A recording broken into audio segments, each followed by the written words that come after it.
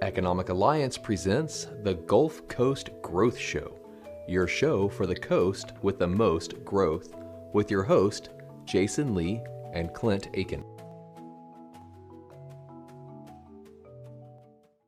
All right, and welcome to the Gulf Coast Growth Show. I'm your host, Jason Lee, and this is Clint Akin, and this is your show for the coast with the most growth. He is so good at that. Takes practice. Yeah, there's no way I'll ever get it. And we're here with Stephanie Water from Hunter Buildings, and we'll talk a little bit about that here in a minute and why she's really here on the show. But really today's topic, while it is driven around Hunter Buildings and what they do, is really centered around educating our audience on a lot of the things and the precautions and the things that are taken to create safety and really some of the environmental impact. I think there's always so many moving pieces. People don't realize why we have the things that we have in place, and I know our Chad Burke really wanted you guys to come in and talk about some of the things that y'all are doing. So we're excited to have you today, and I'm going to turn it over to you to kind of tell us a little bit about Hunter and a little bit about some of the work that you guys are doing. Okay. Well, first of all, thank y'all for having me here. I appreciate it. I'm in a sales role with Hunter. I'm a regional account manager. I've been with them about 7.5 years. Hunter itself has been around for 20 years. We're celebrating our 20th anniversary this year. What we do, the main thrust of what we do, is we design, build, deliver, and install modular buildings that are designed specifically to protect occupants from a number of types of threats: blast, toxic release, ballistic threat, forced entry threat, and weather hazards such as hurricane, tornado, and that sort of thing. That's what we do. That's what we've been doing for 20 years. We started out doing really temporary buildings. Our owners, we're privately held corporations. We have two owners, Mark Massey and Sam Laverne. They saw a need. They saw a developing need for. There was a lot of call to protect workers in the oil and gas industry. And we started out with a lease fleet, just temporary applications for turnaround, maintenance projects, expansion projects, that sort of thing, and developed from there. Started doing custom projects. It's been a long road, and there's some things that led to that, but that's where we got started. Well, I'm going to have to make sure that I don't let my wife see this episode because y'all were talking about all the things that could protect her, and she's that person that watches like the murder mysteries and all the different things, and so she's liable to be like, oh my gosh, that's what we need. We need one of those buildings that can keep everything out, and then we'll be just fine. But do they have one that like with the staircase, and it's got to have? Yeah, you don't want to mess with that. So we're probably not going to see your buildings on a tiny house episode. Yeah, exactly. Complicated as you want them to be. Yeah. No. So I appreciate you coming on the show. That's fantastic. So maybe you could tell us a little bit about why it started. Right? Where did these? You're saying the brothers created it. They saw a need, but where did it come from? Well, we were around before this, but in '92, OSHA introduced the concept called PSM, or Process Safety Management, whereby owners or operators of hazardous situations, meaning if you have let's say a refinery has an alky unit, they have the responsibility to protect workers and to mitigate the effects should there be an upset condition. So that was like I said, that was introduced in '92. In '95, they introduced the concept of facility siting. So and again, this was all through OSHA. If you think about a refinery or a chemical plant, somebody would come in, a company would come in, I don't want to name names, they would come in and consider what might be the worst case scenario.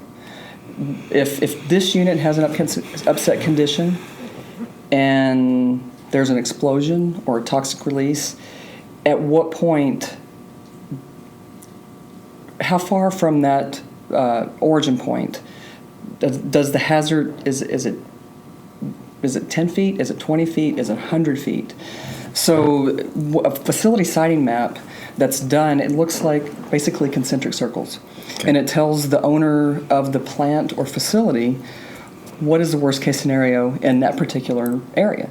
And so once that was introduced, owners and operators started to realize, okay, in this area, we have to have this type of facility to protect our worker. And that's kind of where this got started. So most of the refineries, especially refineries, not necessarily as much with chemical plants, are very old in this country. They were built, most of them in the 30s, 40s, something like that. And you shared the last refinery that was built was 1972? I believe so. Yeah. Some permits have been issued since then for some newer facilities, but nothing's really been built. A lot of the control rooms and operator buildings and things where workers might be during their whole shift are very old construction. Cinder block or brick, don't have leak-proof windows, that would protect somebody inside from a toxic cloud, that kind of thing. And so companies started looking at, well, how do we, inside of a very congested area, how do we have a new construction? How do we build a new building? Oh, wow. And so modular was really a good way to go.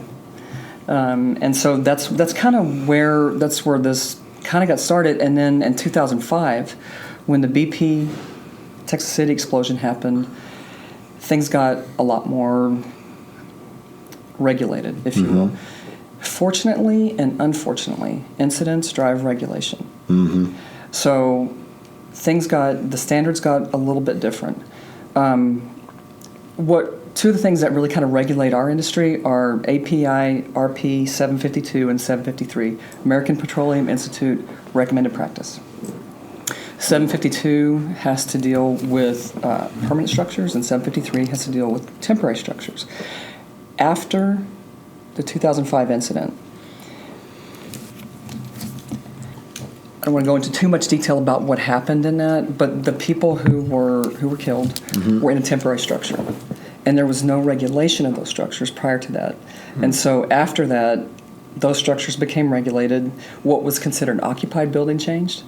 And the way the facility sightings, the congested volumes and that kind of, those things that were studied, that was changed. Everything changed in the industry after that. And so we, not only us, but the whole industry started to experience a lot of growth. And that was a joint coalition, right? I mean, it was the plants working with OSHA, working with everybody else. So it was very, everybody was trying to come together to prevent things like this from happening in the future. Right. At the end of the day, these plants, they want people going home safe. They want them coming home to their families. That's exactly right. And that's the whole point of these types of buildings, is that if there is some kind of upset condition, the people inside the buildings are safe. So, and I'm just trying to visualize this stuff, but whenever I think of, so when you say a modular home, we're talking about something that, or not modular, but a modular building. We're talking about something that can be picked up and dropped in. Correct. And so, when I hear the term like turnarounds and things like that, when people are bringing in a bunch of workforce in a isolated position in one of these plants and then shifting gears and getting them in and out, and you can't just have a building that isn't portable, right? Because you've got things coming in and out. So you basically have to find a building that can do that, but then can also meet the safety standards. Correct. So that was the solution. Exactly. Right. And that was something that was foreseen back in '99 as something that would be a solution to protect people in those types of circumstances. So they're like trailer homes on steroids, is what they are. That's a good way to put it. Yeah, I gotta hook you up with my cousins in Arkansas. They're gonna lose it. They're gonna be like, wait a minute, we can make a trailer home that doesn't blow up. This is awesome. So yeah, we do get a lot of questions at trade shows and things like that. You think I'm kidding? No, I don't. We talk to those people. Okay, cool. They ask about deer camps and things like that. They're probably my family. Yeah, they're my cousin. Yeah. See, give me your leads list. There's like probably 40,000 leads on there. So yeah, okay, but go ahead. No, but you're exactly right. And because of the portability and flexibility of these types of buildings, even what we consider permanent structures, the ones that aren't for turnarounds and maintenance projects, that kind of thing, if something is built for, say, control room, there's still a lot of flexibility if something about that plant changes. If a unit changes or if an expansion project happens, investment's not lost. And so that building can be picked up and moved elsewhere, or it can be repurposed. And so the safety's still there, but the investment's not lost. Right. That's awesome. That is awesome. So they, kind of recently, I know previous shows we've been talking about the Sanjak College. and y'all made a donation to that. So you want to hit that as a highlight real quick? Sure. We donated 2 modules, which makes up 1 building, to make it. It's for their glycol distillation training program. It's going to function as a training control room. I believe the grand opening is going to be in September of this year. There'll be, I don't have all the details on it, but there'll be a tour and whatnot. I know that part of the purpose of it is there's a big drive for workforce development, and so to train the people coming up in real situations, that's part of what the thrust of that was for. Oh, wow. So it's really exciting when we hear the guests and the amount of people who've had a proactive involvement over there at that facility, and so what a blessing. So it's important that as a community, especially as an industrial community, and the challenges that we all face, that we're all working together to try to meet those challenges and do the best we can, working towards the future. Absolutely. So one of the things that I know is really critical, especially with some of the best from an industrial perspective, is being able to diversify. I know in any market, right, you might start out as the industry leader and then everybody else starts following, and you have to try to figure out ways to stay relevant. And celebrating 20 years, Hunter's got to be doing something right. How are you guys, people hear Hunter buildings and they think blast-resistant buildings and stuff, but what are you guys doing in addition that maybe people don't know that you do? Well, over the years we've diversified. We actually have 5 companies under our umbrella. We have Hunter Buildings and Manufacturing, which is the entity for whom I work. We have Hunter Leasing. We have Hunter Transportation, so we do own some trucks to truck our buildings. We have Hunter Site Services, which does a plethora of things. They not only install our buildings, but they can do any type of civil or plant work or just about anything that needs to be done in a maintenance type setting. And we have Hunter International. And we have manufacturing overseas. So our main manufacturing plant is here in Houston, but we also have 2 other locations to serve the rest of the globe, if you will. And they also do. We have a lot of diplomatic applications, if you can imagine. We have State Department certifications. Right. And so there are some areas of the world that aren't quite as settled. Secure. We'll just call them not as secure. There you go. That's a nice way of putting it, right? And so Hunter International serves that sector. And in fact, one of the things that we just started doing, we just finished a building that I can say that nobody has ever done before. It was a typical BRM, if you will, which is what we call our blast resistant module, is gonna, for example, the BP Texas City explosion was about a 6 psi. Typical on a refinery is 5 psi, 8 psi, maybe 10. This one was 300 psi. Whoa! And it has 24,000 pounds just of welding wire in it. Wow! And so that is huge. Nobody had ever done that before. It was something that, and those are ways in which we're kind of diversifying ourselves. Another outcropping we have seen of our business is people understand they have to protect people, their personnel. They have to keep their workers safe. One of the things, and it was happening before Harvey, but Harvey kind of it elevated the situation a bit, if you will. There's a lot of critical equipment at refineries, and I'm not talking about process type stuff, but motor controls, DCS equipment, starters, and that kind of stuff.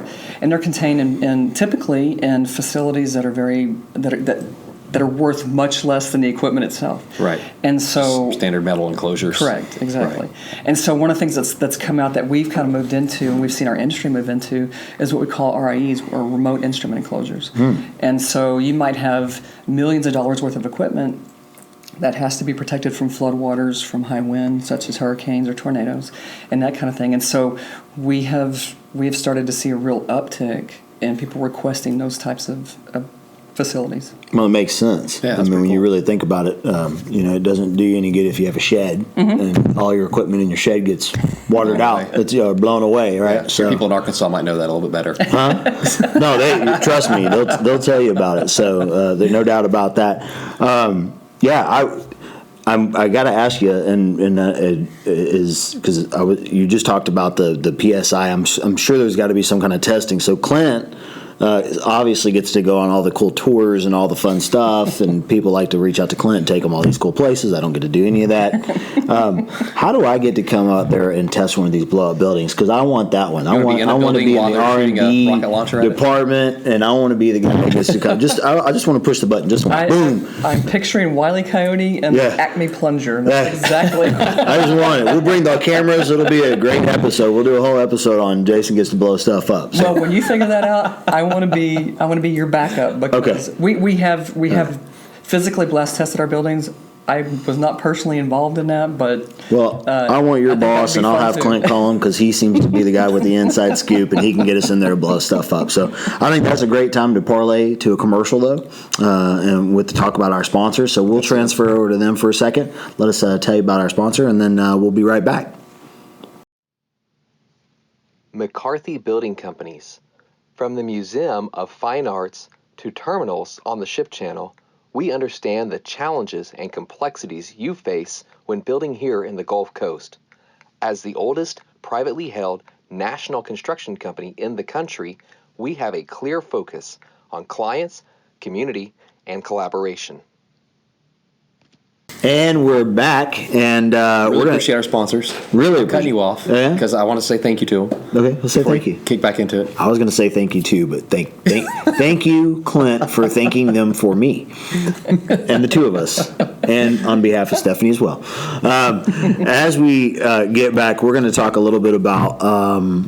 Really the advantages from an environmental perspective. I think a lot of people again are they don't understand that everything centers around, and there's such a core dynamic around safety in the environment. It's often missed, and I was surprised to understand that there was an environmental impact to the modular building. So why don't you loop us in and tell us a little bit about that? There's a couple of factors on it. First of all, there's low waste. If you go to any construction site, whether it's industrial, residential, whatever, commercial, you're going to see tons and tons of dumpsters, a lot of waste with that type of construction. Mm-hmm. With modular construction, there's very little waste because everything's controlled.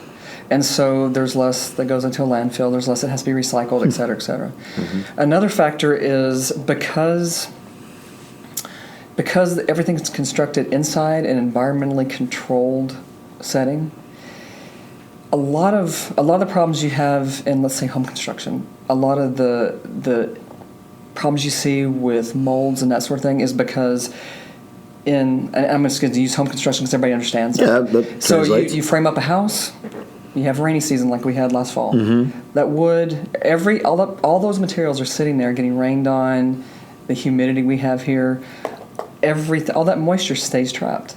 And so when it's all finished, you've still got all that moisture trapped inside your walls, et cetera, et cetera. So with modular construction, you don't have any of that. Everything's controlled, and so when the buildings go out into the field, you don't have the types of sicknesses and that kind of stuff. So there's some safety impact with that too, as well as just hygiene, right? Hygiene, atmospheric, right. Et cetera. So those are two important factors, I think, as far as another advantage of the type of construction that we're talking about. Yeah, I think that's really dynamic in the sense that you don't really realize this, but it's prefabricated, right? So it's showing up, and you just said it. I mean, I saw somebody down the street from me. They were getting some remodeling and some work done on their house. Just using it as a great example. And I thought that the other day because it had that shift when it had rained slightly, and it was damp, and then it got real hot. And then you walked out and you're like, oh my God, this is nasty. And they were in the midst of the work. So you had half the drywall torn out of this house sitting in the yard, which I thought, that's horrible. And then the other half sitting out there getting rained on that was getting put back in. I'm like, this doesn't make any, literally driving down the street. So when you said that to me, I thought that's genius. So I'm going to just tell my wife, if this house starts falling apart, we're picking it up. My HOA is kind of cheap. I'll just say, I'll pay whatever fine it is. I'm putting in a double wide right here. So, because it's safer. So, and cleaner for the environment. That's right. So y'all find me. Clint? Yeah, so we want to know a little bit more about women in the industry. That's one of the reasons that I wanted to personally have you on the show. I've got 4 kids. Jason has a daughter. Surprise. Yeah, sorry. So, from just females in the industry, from women in the industry, I know we both want to know more about that. I mean, how's that? What are you seeing? I mean, what is your take on women in the industry? It's changed a lot. I've been doing this type of work in this type of industry for about 20 years, a little bit over 20 years. And I've definitely seen a shift. One of the things that used to be true and may still be true to a certain extent is, as a female, you have a little bit of an interesting situation, especially in sales. You may get your foot in the door because you're female, but you better be twice as good once you're in there. You better know what you're talking about. Mm-hmm. That may not be as true anymore, but that was certainly something that I experienced when I first got into it. I think there's still a bit of a stereotype, especially we're still in a very male-dominated industry. Not as much as we used to be, for sure, but there's still the petrochemical and industrial sales. It's still very male-dominated. If you look around at conferences and that kind of stuff, I would say less than a third probably are women. But I think I've seen the level of respect go up a lot. I think that you'll see a lot more very professional women out there. Not trying to down anybody else, but you don't see the types of shiny things that you used to see as representing companies and that kind of thing. But I do think there's a lot more room for growth. I do believe that as much as things have changed, I think there's still sometimes there's a sector of the industry that still may not want to deal with females at some level. There's also some geographic impact to that. Right. And so, but by and large, I have to say that I have worked over my career with hundreds, and especially between a customer perspective and coworker perspective, I have never been treated poorly, ever. But I have known people who have. And I hope that changes going forward, especially for y'all's daughters, because I think when they get ready to enter the workforce, things will have changed a lot more. Mm-hmm. So I think really there's a lot of room for growth, but I think it's come a long way. I have a lot of friends who are older than I am. I still see a lot of women who are still active in the workplace that are 10 or 15 years older than I am, that are probably thinking about retirement. Mm-hmm. But what's interesting to me is that they tend to really be close to each other. They share leads. They very much help each other. Support. Yeah. And they help each other be successful. And one thing I have truly found, which is really interesting to me, and maybe it's a maternal thing, I don't know. Mm-hmm. But I find that when I observe a female who has been in the industry for quite some time, when they approach a customer who they've known, there's a genuine level of affection, and I don't mean anything wrong with that. I mean a genuine respect and affection for in that relationship. Very genuinely, I'm glad to see this person. Right. And I don't always see that between guys, and that is not an indictment at any level. It's just again, maybe it's a maternal thing. Mm-hmm. I don't know, but it's just really interesting. So I think that's not a bad thing. Yeah. So I like to mentor people, especially young people getting in the industry, and whenever I see young ladies getting in the industry, like I said, I want my daughters, if they choose that path, I want them to be welcomed as well. One of the things that is always fascinating by me is y'all ask such good questions, and you're not afraid to ask questions, and I think that's awesome. A lot of times, males in the profession, we don't ask all the questions that y'all would ask, and so, but that's a strength that I see from women in the industry that men should learn from women. Because y'all just ask some great questions. You're not afraid to say, why is that there, right? What does this do? Why is that so shiny and this one's not as shiny, right? That's interesting. It's good stuff. Mm-hmm. It really is, and I'm glad you're asking that. So whenever I'm mentoring young people coming into the industry, that's one of the things I'm always ask questions. Ask questions. People love talking about what they do. They love telling you why they do it that way. Ask. They'll tell you. Yeah, that's a great point. I never thought about that before, but I know that if if I was mentoring a young female coming into the industry, I never thought about it, but that is one thing I would say: never be afraid to ask questions. Never be afraid to really. You cannot have enough product knowledge, either for your own product or your own service, or what your customers do. Never walk into an environment and not have a clue what you're walking into, at least a little bit. Right. And I think that is really a great point. I just never really thought about that before. Maybe it's just innate, but that's really interesting. Well, I will say I was at ABC's member breakfast this morning, and there was an entire section. And shame on me, I didn't get the name of what they had started, but it's a piece of the organization that's centered around the women of the industry, and they were very cognizant of it. I mean, the chairman stood up and said, "This room needs more ladies in it," and I thought that was a real powerful statement. And I had been on a mission this summer to take my daughter to introduce her to different jobs, so she's gone to breakfast with me. One of the women we went to lunch with was a CEO of an oil and gas company that's out there on rigs, but she grew up in the trenches, and she shared that story of 20 years ago what it felt like having to fight for her opportunities to now she's the CEO of an organization leading these teams and still going out on these rigs and these not afraid to do it. So, and I wanted to expose her to that, and so it's exciting to know, especially with the need for workforce development, that those jobs are out there for everybody, and we're thankful that they exist, and really exciting stuff.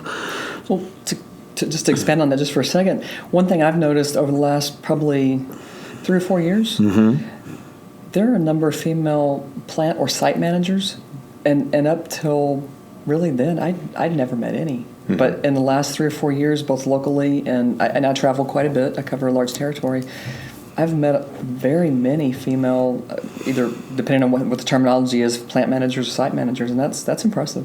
Yeah. Yep. Well, I think that's a great chance to talk. We talked a little bit about your experience as a woman in the industry, but why not share a little bit about you? So is there anything that you're predominantly proud of or that you want to share that's company highlights, significant things that are happening with you guys in the organization? Well, I can tell you for our site services group, which I mentioned, they're our construction arm, if you will, which I don't know if that's the best way to term it, but they're very diversified. They do a number of things, and they won a major award this year. I'm going to read this because I can't remember the exact name of the award, but it's the 2019 Houston Business Roundtable Safety Excellence Award. They won in the hard crafts small category. It's the second time they've won it. They won back in 2016 also. And in order to win, you have to be nominated by customers. They were nominated by 8 customers for that award. Wow. And they've won a couple other awards as well. And we're really, really proud of that because most of that is based on safety. And since that's what we're really trying to capitalize on today, I think that really speaks about what our priority as a company is. Right. That's fantastic. We had George Parrott on the show from the ISTC. Y'all won an award from them as well, right? Mm-hmm. So you want to highlight that as well? Yep. Again, I'll have to read. Sorry about that. It's okay. No worries. It's let's see, the Sustainable Record Incident Rate for 7 consecutive years and 7 years worked without an OSHA lost workday case. Wow. That's huge. 7 years, no OSHA case? Lost workday case? That's huge. Yeah. Wow. That's definitely something to be proud of. High five, Hunter. We are very proud of them. I like that. Very nice. Anything else, Clint? Yeah. So about you personally, let's kind of, we like to wind down the show by talking about personal achievements. You read any good books? Are there any charitable organizations you're involved with? Anything else that you want to highlight about just your personal involvements? I can tell you that I'm really involved with my church. Okay. I guess that's considered a charitable organization. It is, absolutely. And it's something that I truly am passionate about. One of the ministries I'm involved in is called Family Promise. Okay. Oh, yeah. And I don't know if y'all are familiar with it, but that is something that it is an amazing program for homeless families to get back on their feet. There's some pretty stringent rules they have to follow in order to get through the program. But I've seen some success stories that have been truly amazing.